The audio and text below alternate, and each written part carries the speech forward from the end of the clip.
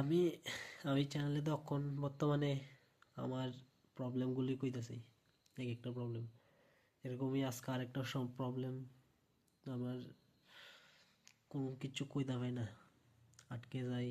কারো পাবলিকের সাথে কথা কইতে গেলে আটকে যাই, অনেক সমস্যা, মানে হাত পা কাঁপে, কোনো কিছু একটা টেনশনে বেড়ে, কোনো একটা জায়গা বাড়ি না, বাড়ির থেকে সবসময় বাড়িতে থাকি, বাড়ির থেকে একদম বাড়ি না। কোনো একটা জায়গায় গেলাম, এরকম নাই, শুধু বাড়িতে। কোনো বাইরে যাইয়া কোনো জায়গা কেমনে খুঁজা বাই করবো, কেমনে কোনো কিছু একটা কইব।